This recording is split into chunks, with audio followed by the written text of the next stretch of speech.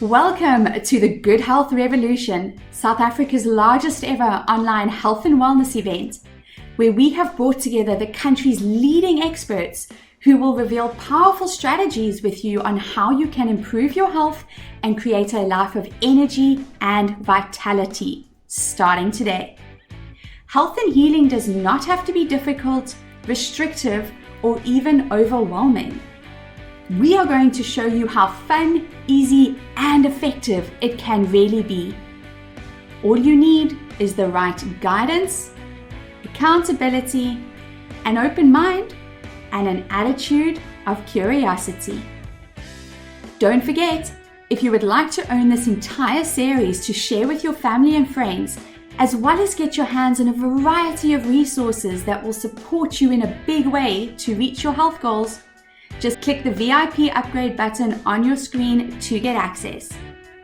So are you ready to create a life your future self will thank you for? Let's get started. Enjoy the show. Hey, and welcome back to the Good Health Revolution. I'm your host, Steph Grosvenor, owner of Unlimited You Coaching and co-founder of Vitamin G Nutraceuticals. Today on the show, we are welcoming Wedaad Price. Wedaad, welcome to the Good Health Revolution. Thank you so much for your time and being with us today. Hi, Stephanie. You're most welcome. Thank you for having me on your summit today. I'm honored and, honored to be here today. Well, we are going to have a lot of fun today, and you and I are going to be jumping into food and nutrition basics. And when we look at being healthy or creating a life well lived, I think a lot of the time people focus on the big parts of living well or being healthy, which is things like your food and your exercise and that kind of stuff. And even though throughout this event we are touching on multiple different aspects of living well, food really is at the core for so many people.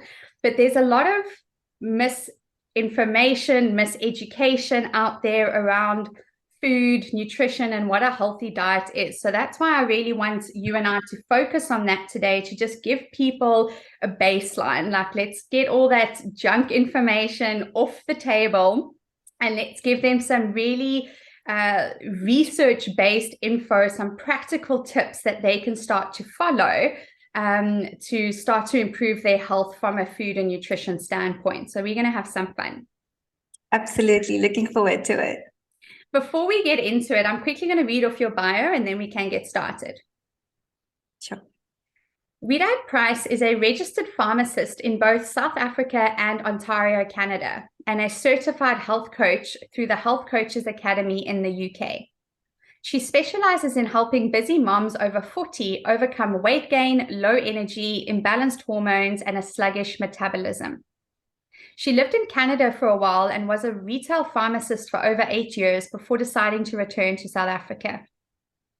It was her experience in pharmacy and with her own struggle with weight gain and exhaustion that sparked an interest in nutrition and disease prevention. Since she saw so many people being diagnosed with chronic disease and the number of medications just kept increasing instead of decreasing. As a pharmacist, she saw a tremendous gap in the healthcare system where patients were leaving their doctor's office and had to implement changes all by themselves. She sees the value in medication therapy when appropriate, although she sees a greater value in healthy lifestyle choices. Wedaad is on a mission to help women over 40 improve their health and well-being and teach lifestyle skills over pills. I love that. Skills over pills all the way. Super, super on board with your mission. Awesome. Yes, no, it's been quite a journey for me, and I love what I do, and just getting the basics out there and helping people just improve their health overall. Yeah. Definitely.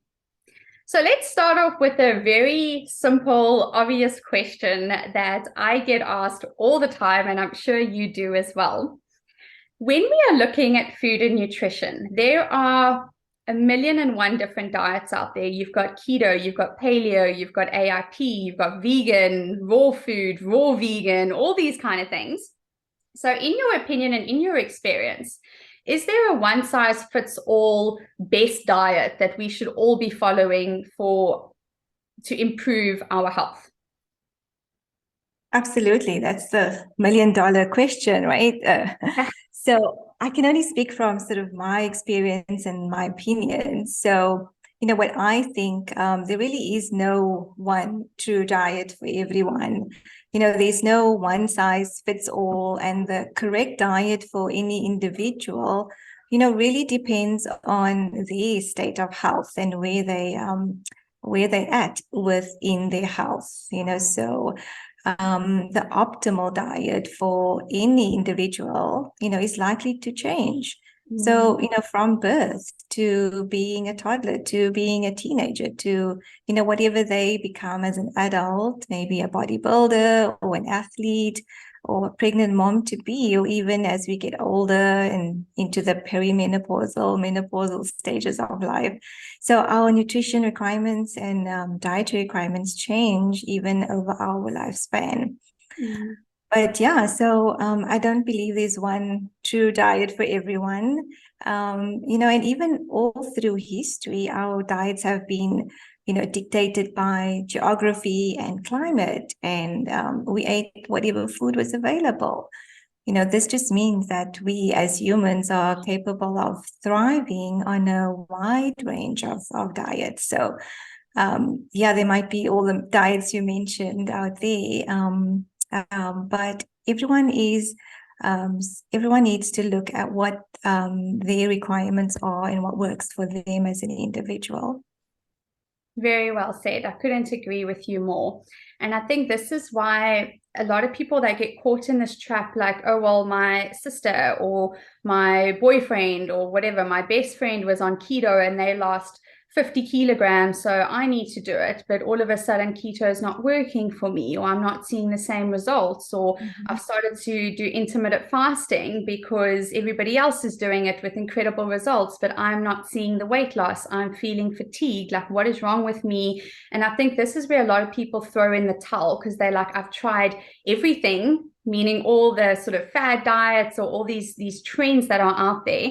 And you are trying things that have worked for other people, but not necessarily for you, because as you said, your lifestyle requirements are going to play a role. Your ancestry, your genetics, the phase of life you are in is so important. I'm really glad you mentioned that, because how we eat in our teens is going to be different to how we eat in our sort of baby making years, how we eat in menopause, perimenopause, postmenopause. All these sort of things are going to change, and we need to be open to allowing our diet to change according to the phase of life that we are in.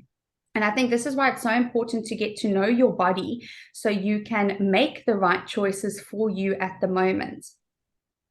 Absolutely. And, I find in my experience, someone might like to eat lots of meat and dairy, and that works for them, and they thrive on a diet like that. Whereas someone else thrive on a vegetarian diet or a vegan diet, but that's because with their body makeup, that's what works for them. And someone can have more variety, or someone's maybe have a lot of food intolerances, so they can't eat certain food. So really, you need to listen to your body and go with what works for you.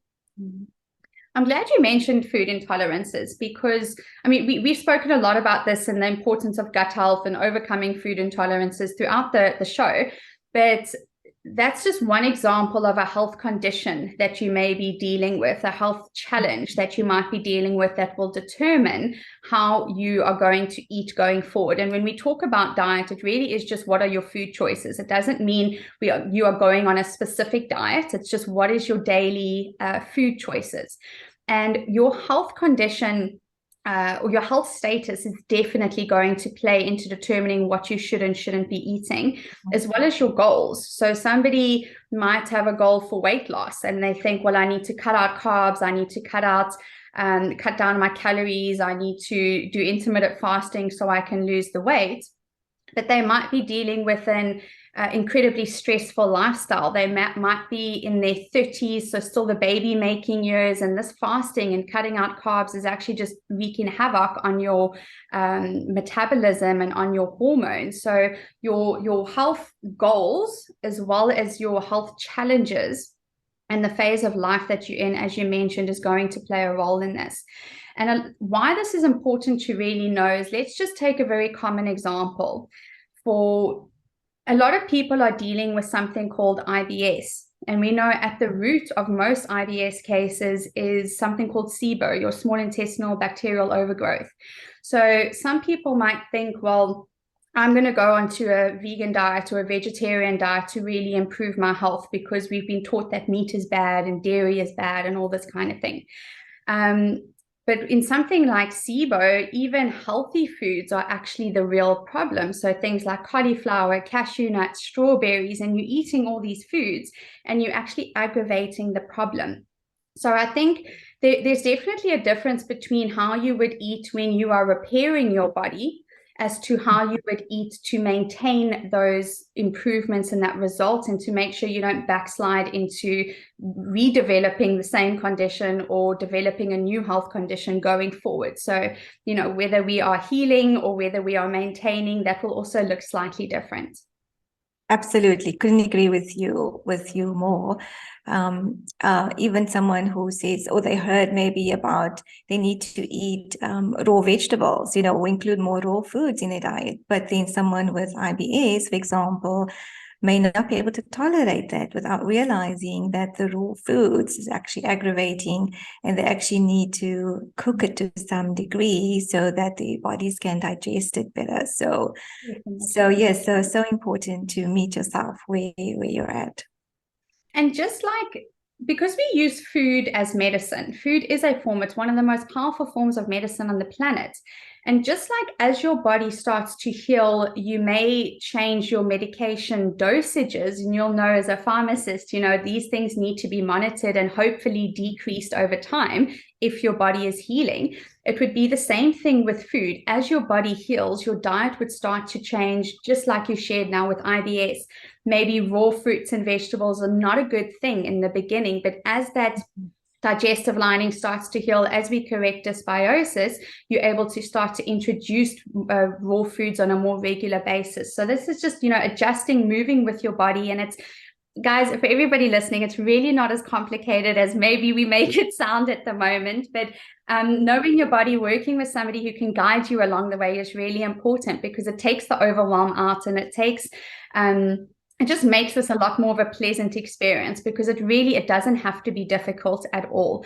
There's some really simple things that you can do to start to get in touch with your body, and it just takes 1 or 2 assessments, and you'll know exactly where you are at, what your body needs, and what the protocol is that you need to follow going forward. So this really can be super simple, I promise you. Wedaad, I have been focusing, I would say the last year, really, maybe 18 months, I've been focusing a lot with my clients and within my community on something we call metabolic flexibility. And this ties in so much with our food choices, as well as preventing disease going forward, or reversing disease. It's such a core component in what we would call not just increasing your lifespan, but your health span. So it plays very much into longevity, healthy longevity. So I would love for us to discuss a little bit about metabolic flexibility. Can you share with the audience what that means, and why it's so important that we should be looking into that with our food choices? Absolutely. Yes, I love this topic as well, and very much keen on improving metabolic health, and getting to the root cause of metabolic conditions. As a pharmacist, I see that at the other end, when people are on the medications for these chronic conditions. So yeah, if you talk about metabolic flexibility, let me just share how we actually use food to burn energy. So there's 2 ways to burn energy. One is from sugar, and one is from fat. So let's say a sugar burner would typically, wake up needing coffee, needing their breakfast, eat all day. There's if you don't go without, if you go without food for too long, then you feel like you're crashing and you crave sugar and you're addicted to sugar. And you tend to be a sugar burner because that's what you've trained your body to do. Whereas a fat burner can go sort of longer periods without food, and turn to fat for energy. And when you turn and burn fat for energy, you tend to make some ketones, and you're not hungry, you don't crave sugar, and you can fast really well, and you can go into this fat burning mode quickly. So when you're metabolically flexible, you can burn energy from fat and not sugars, and the ability to go between the two forms of energy burning becomes you can adapt more easily to becoming a sugar burner and a fat burner. So, in my opinion, metabolically flexible people, they also have very strong and very well-functioning mitochondria, which is your little energy factories in your cells. And so when your body makes ketones from burning fat, those ketones will go straight to your mitochondria and then create this energy and really power up your mitochondria. And so metabolic flexibility really, you have healthy, strong mitochondria, and so your energy will increase, and so your metabolism will increase, and the chronic disease, your risk for chronic disease will actually come down. So it's really that ability to, go between being a sugar burner and a fat burner, but easily going between the two. I hope that makes sense. It does. Yes, thank you so much. I just want to clarify for people when we talk about being a sugar burner. So sugar would be not just the sugar in your candy bar or your soda or the sugar that you're putting into your coffee, but we're talking about carbohydrates in general, because all your carbs, whether it's a potato, a piece of bread, or a sweet potato, or whatever it is, gets broken down into sugar. All your carbohydrates turn into sugar, and then your body uses that sugar as fuel to give it energy. And like Wedaad is showing, we have become accustomed to burning sugar, to burning this glucose. We are naturally sugar burning like organisms, because sugar gets burnt up or converted to energy really fast. It doesn't take a lot of effort for our body to do that. And because we have spent the last 30, 40, 50 years of our life using glucose, using sugar as fuel, this is the only fuel that the body knows how to burn, right? It doesn't know how to use fat as fuel because it's never had to. So even how I sometimes explain it is, even if we are taking in healthy fats, and when we're talking about burning fat, of course, it's healthy fats. But when we are taking in healthy fats, there's no reason for the body to use it as fuel, because it knows, oh, well, in the next hour or two, I'm probably going to get some more glucose. So I don't need to figure out how to burn this fat right now, because sooner or later, I'm going to get more sugar. So what do I do with this right now? Let me just store it until I can get something, the sugar, that I can then burn. So we take in these healthy fats, and there's nutrients in there that we can use, but we don't use it as fuel. We don't use up the energy, the calories in there, because the body doesn't need to. And the moment, like you shared, to create that metabolic flexibility, the moment we decrease our sugar intake and we increase our fat intake, healthy fat intake, the body learns, okay, well, now I'm getting all this good fat in. I'm not getting as much sugar anymore. So now let me learn, let me adapt myself to start using this fat as fuel. And it's such a great way to live, because no matter whether you are eating carbs or eating fat, your body, as you shared, is able to use either or for fuel. It can swap between the two, which will then obviously have a really good impact on, number one, our weight, which I know a lot of people are concerned about, because we're not storing excess fuel, we are actually using it on the spot. Wedaad, I'm so glad you mentioned the impact that it has on our mitochondria, because we know weakened or damaged mitochondria is involved in all chronic and autoimmune conditions, even cancer, any illness, any disease can be brought back to the health of your mitochondria. If your mitochondria are healthy, these little powerhouses in the cell, your entire body is healthy. We are just the sum of our parts. So if all our tiny little cells are healthy, we become one huge healthy cell. And this fat that we are taking in to use as fuel, our mitochondria absolutely love it. Even though it doesn't burn as fast as the sugar, it provides a healthier environment for our mitochondria. And one of the best things I love about eating a diet that's higher in healthy fats and increasing this metabolic flexibility is the fact that just through the metabolic process of taking nutrients and turning it into fuel through the mitochondria, we have like oxidative stress. We have these free radicals, right, that are released. And this is just toxic for the body.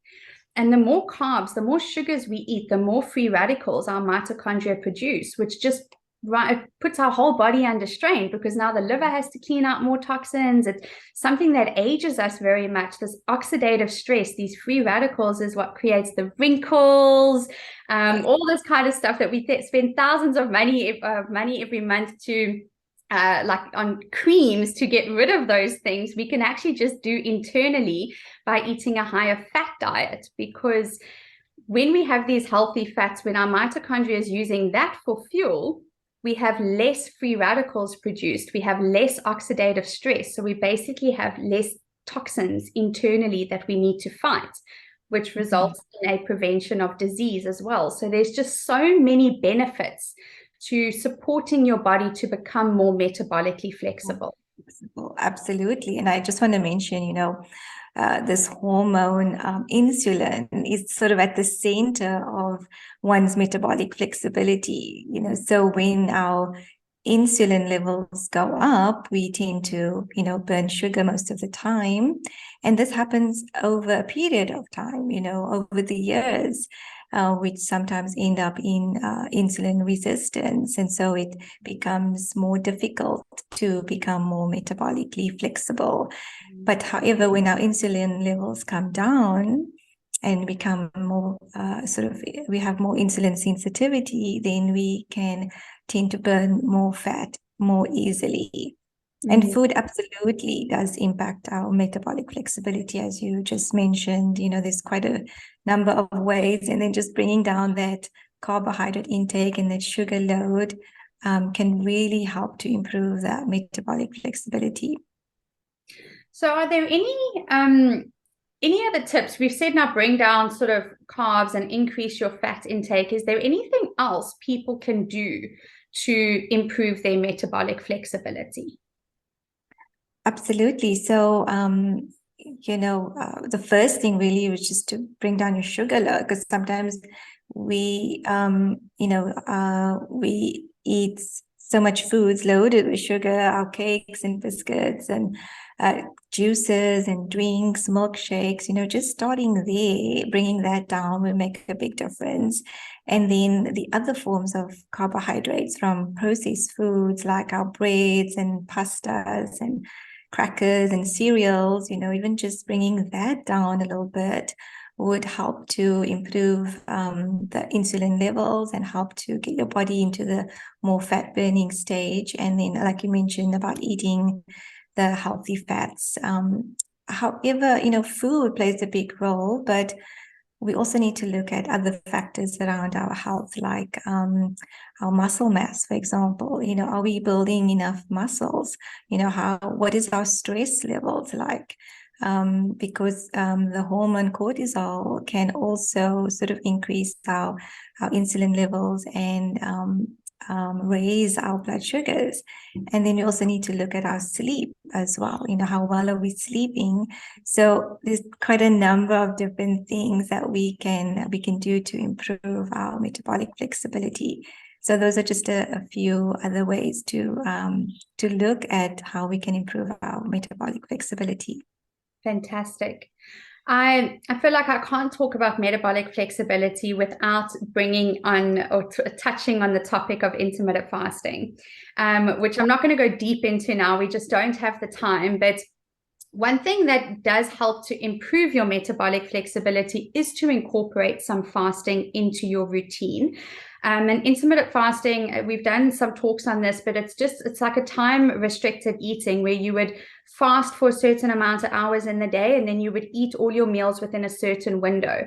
And that might be an 8-hour window, a 10-hour window, a 12-hour window. You can decide, but having those fasted hours is really helpful to improve your metabolic flexibility, because all the sugar that we store in our body, we store it in our liver, we store it in our muscle tissue. When we are not eating, our body will use that as fuel. So we actually want to deplete it's stored in a form called glycogen. We want to deplete that glycogen so that the body can then switch over to using fat, and it doesn't just use the stored sugar. So this can be really helpful with improving your metabolic flexibility. But the point I wanted to make here is 16-8 fasting has become very popular, where you eat in an 8-hour window and you fast for 16 hours. And yes, this is effective, but the thing with fasting is that more is not always better. The longer you fast doesn't mean you're going to lose more weight or you're going to burn more fat. It doesn't always work that way, because you get to a certain threshold of fasting that your body is capable of doing. And when we extend past that threshold, your body actually goes into a state of stress. And this is where Wedaad, as you shared, the insulin and the cortisol hormones start to play a role. Because if we've stressed our body too far by fasting too long, you all of a sudden switch back into carb burning mode. So you might be at 12 hours and you're in fat burning, 14 hours you're in fat burning. You get to 16 or 17 hours of fasting and you're like, well, I feel great and I'm going to lose weight now because I'm starving myself. And all of a sudden you're back into carb burning mode, which means you're not doing anything with fat stores. And your hormones are now just out of whack. So I encourage you guys to get to know, there's so much information online as well, but get to know what phase of life you're in. What are your requirements? Like, what's your stress level? What's your lifestyle requirements? And then tailor your fasting routine around that. I know for myself specifically, I cannot do more than 16 hours regularly, because I actually have a device that measures if I'm burning fats or burning carbs. And I've seen frequently, if I go past that threshold, my body just stresses too much and it's not actually beneficial. So definitely with metabolic flexibility, make sure you're checking, you're living in alignment with your fasting window that's helpful, that's supportive for you. Absolutely. Yeah. Wedaad? Thank you for mentioning that. I wanted to bring up fasting, but yeah, you mentioned it, so that's good. No problem. It's a big topic, and I know we don't have time to cover it all in here because there's so many aspects to look at, but it's definitely a great tool that you can use to improve your metabolic flexibility. While we are on the topic of food and nutrition, I feel like we cannot talk about this without mentioning like the elephant in the room, or the question that we all get asked so often. And that is around gluten. Like, is gluten really that bad for us? Why is all of a sudden there this crazy trend of going gluten-free? So in your opinion, I would love to hear, or just from your experience, what are the effects that gluten has on our health? Why is it something we should be avoiding? Right. That's a loaded question right there. And one I enjoy talking about because it's what got me actually started on my health journey. So a few years ago, maybe 8 years ago, I read a book by Dr. William Davis called Wheat Belly. Not sure if you've heard of that, but the information in that book sort of made me start to question anything and everything around food. And that's when I became interested in nutrition and food as medicine. So I decided to immediately, after reading that book and realizing the effects gluten has on our bodies, and I'm going to share that in a minute, I immediately sort of said, okay, I'm going to try this. And I eliminated first wheat. And then later on grains. And that was where I started with my health journey. And within a few months, like actually very quickly, I, lost some weight. I had more energy. My skin started to clear up, and I just started feeling really good. I didn't feel as bloated as I was after every meal before that. So yeah, so gluten does have an impact on our health. And there are sort of, I'm going to mention maybe 4 reasons why you may want to start to go easy on gluten. You don't have to eliminate completely like I did, but just go easy on the gluten. So firstly, gluten is found, gluten is found in wheat, rye, barley, and spelt.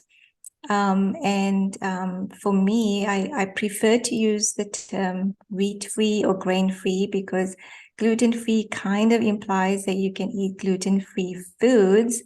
But then again, some gluten-free foods has got all these alternate flours like potato starch and maize starch and tapioca starch that raises your blood sugar even more and then has impacts on your health again negatively. So I like to use the term rather, wheat-free or grain-free. So, some of the reasons to go gluten-free or easy, gluten has been found there's a protein in gluten called gliadin that can actually increase and stimulate our appetite to no end, to where you just don't feel satisfied. It blocks the leptin hormone, which is our satiety hormone, and so you can eat you can eat the whole pizza and then still have room for dessert as well. So that's the one reason. Another reason to go easy on gluten would be it increases inflammation in our organs. Let me just get to my notes here. So, gliadin, like I mentioned, this is a protein found in gluten. They can cause leaky gut and make your intestinal cell walls more permeable, which is then linked to, autoimmune conditions and inflammation. Gluten found in wheat and grains also has something called amylopectin A, which can raise blood sugar to very high levels, even in so-called complex grains. And so when our blood sugars rise so high, insulin levels rise, causing an increase in triglycerides, in cholesterol, leading to cardiovascular disease and also fat accumulation and weight gain. Is another reason why to go easy on gluten. And I'm so glad. I just want to pause on that for a second. I'm so glad that you brought that up because when we talk about high cholesterol, there is this awful, not trend, how do I say, this awful belief that our cholesterol is purely from eating fat. And this is why people with high cholesterol, they get off of like a full cream dairy and they'll choose a low fat dairy. They'll give up eggs, they'll give up all these other things, but they're not looking necessarily at their carbohydrate intake. And a lot of the time, it's not the egg that is causing the problem. If you look at your breakfast plate, it's the toast and the butter and all this other stuff that goes with it. Because of exactly what you are sharing now, that gluten has a massive, massive impact on your blood sugar, which is actually affecting your triglycerides and your cholesterol way more than what the egg on your plate is doing. Absolutely, yes. And yes, so that's another elephant in the room. I'm sure again, that's a topic for another day, cholesterol and cholesterol medication. So, but one other important reason, I think why I need to go easy on gluten, there's a compound found in wheat and grains called phytates.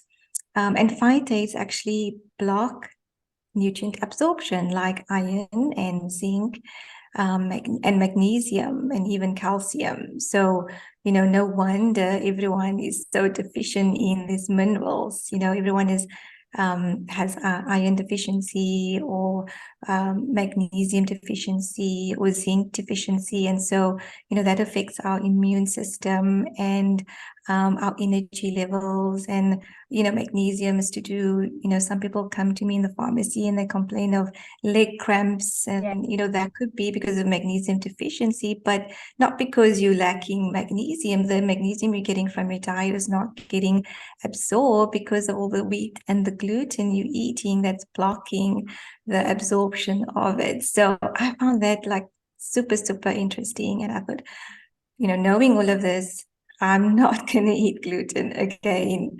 And so it has impacted my health for sure. And I'd encourage everyone to maybe just try, to go gluten-free or wheat-free for a little bit and see what impact it has on your health. When I do sometimes go back to eating some wheat and grains, and I immediately feel the impact. So it's not good for me. I know that. So for someone else, they might be able to tolerate, rice or oats or quinoa or little bits of wheat and grains here and there. But I would encourage you to try. So avoiding it for a little bit, maybe 3-4 weeks, maybe even 6 weeks, and just see how your body feels going off it. So it definitely, I think it does impact our health. Yeah, so that's And my take on it. thank you. I agree with you completely. And I agree. Like, I encourage everybody, go 30 days, go 30 days without eating gluten or grains and see how you feel. And for most people, within the first 3 to 5 days, they will feel a difference. It might be skin clearing up, sleeping better, mood stabilizing, bloat goes away, like whatever it is. But maybe you're someone who does it for 5 days and you're like, well, this is nonsense. I don't feel the difference. Like, stick with it for 30 days and see the difference that it makes. And there's a lot of alternatives you can use instead of having gluten. I know you spoke about, Wedaad, like just being careful because there's potato starch and tapioca starch. So I'm not talking about using a substitute like a gluten-free pasta that's made from corn flour and all that kind of stuff, but using a natural alternative like zucchini noodles or cauliflower noodles instead of your regular pasta, like using a cauliflower pizza base instead of a regular pizza, whatever it is. But there's a million and one different alternatives out there. You just need to take a look. And obviously just opting for naturally gluten-free foods, right? Having your cauliflower rice, or you're just grating it up, whatever that looks like. But there's many different things that you can use instead of having gluten and grain-filled stuff. So try it for 30 days and see how you feel, because I can tell you now it's going to make a big difference for you. Wedaad, as we are about to end off, I know we're actually a little bit over time. Can you share just like 3 to 5 basic principles with the audience that everybody can really follow, regardless of what the health concern is, the illness, the goals? Like, what are some basic fundamental principles around food that we should all be implementing or following? Yes, absolutely. So just quickly, some basic principles. Number one, as I mentioned before, would be to reduce your sugar load or sort of denormalize sugar. That would always be the first point. Sugar is hiding everywhere, even in the healthy foods. I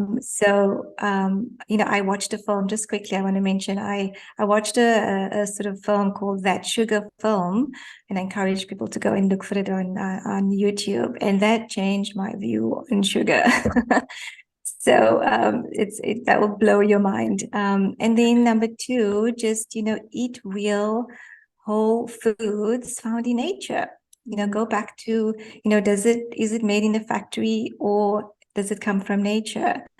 go look for single ingredient foods found in nature, meats, your fish, your chicken, your eggs, your nuts and seeds, beans, legumes, fruits and vegetables.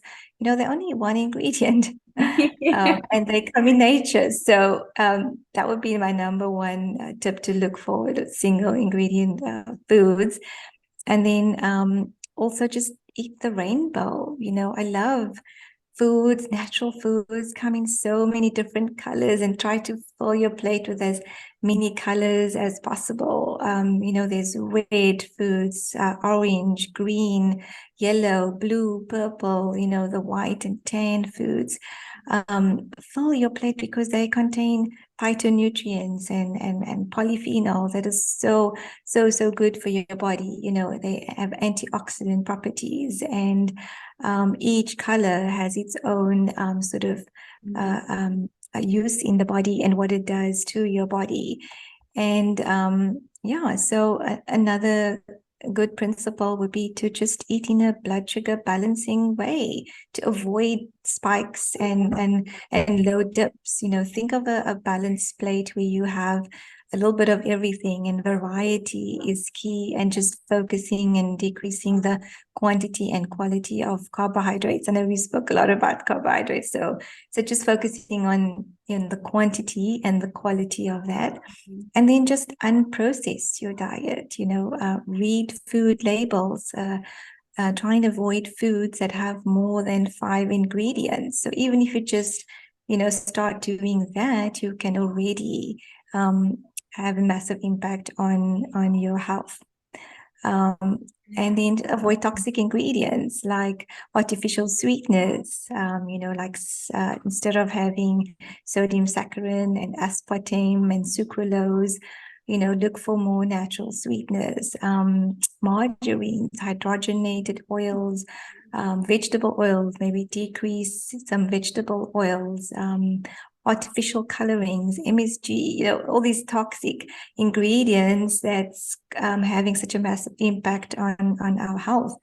So yeah, those are just a few, very basic. I mean, we can go into each one and just elaborate, but those are just some of the areas one can focus on for sort of basic principles. I love that. Yeah. Those are such powerful tools. Eating the rainbow, incredibly important. Looking at whole foods, one ingredient meals. I love that you shared about the label as well. Check your labels. Make sure it doesn't have more than 5 ingredients if you are going to eat a packaged food. And it's very simple. I've noticed there's a bit of confusion when it comes to reading labels, and a lot of people get stuck on looking at the nutritional table, but underneath or next to the nutritional table breaks down all the ingredients for you. So you want to make sure that in that ingredient list, there isn't more than 5 items on there, and you want to be able to identify, you want to know what those 5 ingredients are. If there's something on there that you cannot pronounce or you don't know what it is, put it back. Like, if you don't know what it is, your body's not going to recognize it. Your body's not going to be able to digest it either. Put it back. You don't need to be eating it. Find something healthier. So those are really great tips. Thank you so much for sharing that. There was something else I wanted to mention just listening to you talk. Oh, yes, with the blood sugar balancing. I find such a simple tip that people can use just to make it easier, because people know about eating a diet that balances your blood sugar, but what does that look like? Like, how are they supposed to know if this is a balanced meal or not? And I know that's a loaded question, which we don't have time to get into now, but a quick tip that I find is really helpful is if you are going to eat something with carbs, Wedaad, as you shared, make sure it's a good quality one. So it's a potato, a sweet potato, something like that. And watch your quantity. You don't want it to be the star of the meal, but have a smaller amount on your plate. But what I find is really helpful to balance your blood sugar is if you are having a carbohydrate, just make sure you have a protein with it, or you have a fat with it, because that's going to prevent your blood sugar from spiking. And I was wearing a CGM, a continuous glucose monitor, for a while just to get to know my own blood sugar. And I saw in real-time data the difference it made when I had like a corn chip, how much my glucose spiked, as opposed to having a corn chip with some fish dip with some protein on it, and all of a sudden my blood sugar was stable. So just pairing whatever that carbohydrate is, pairing it with a healthy fat or a piece of meat or some kind of protein, whatever that is really going to help keep your blood sugar stable through the day, which will impact that metabolic flexibility and, of course, your moods, your energy levels and everything. Wedaad, I have absolutely loved speaking to you today, and I think people can tell because we are over time. But as we end off, you have a free gift for the audience. Will you please tell us what that is? Yes. I would like to extend a free ebook to everyone. It's called the CEO of Your Health, and in there, lots of tips that everything we just spoke about here today, and how to just begin to make some healthy changes. Think about your goals, think about what you want, and then just take it one step at a time from there. So lots of good information in there for someone just wanting to take control of their health. I love it. Thank you so much for your generosity and your time today, as well as in your free gift. It's been fantastic to chat with you, and we hope to have you back on the show again with us next year. Thank you. Oh, I'd love to. And it's been absolute honor, and I love what you're doing, Stephanie. We need a health revolution in the making. We definitely do. Thank you so much for your kind words. We hope you enjoyed our discussion. Don't forget, it is not knowledge that is power. It is what you do with your newfound knowledge that really makes the difference. So act now and start to implement what you have just learned. Your mind, your body, your soul, and your future you will thank you for it. These discussions are only available to view for 24 hours, but if you would like to get lifetime access to re-listen, relearn, and share with your loved ones, then click the VIP upgrade button on your screen. Not only will you receive lifetime access to the event, but you will also get your hands on a private one-on-one Thriving Life creation session with me, Stephanie. You will receive 1 year free subscription to my Sensations Live online cooking class, where we will show you each month how to create delicious meals the whole family will love in 30 minutes or less. You will receive an anti-inflammatory recipe book so you can begin your healing journey in the kitchen, as well as a copy of my ebook showing you how to overcome bloating, digestive issues, and food sensitivities. You will get instant access to the Healthy Living Blueprint 3-day workshop. You will also receive an exciting vitamin G goodie bag and 10% off when you place your next order. But the best part is that you will receive 1 month free access to my signature wellness mentorship called Health Gap. This program is helping people all around the world to transform their health in a totally unique, fun, and practical way. So go ahead and click the VIP upgrade button on your screen now to get over 5,700 Rand in bonuses.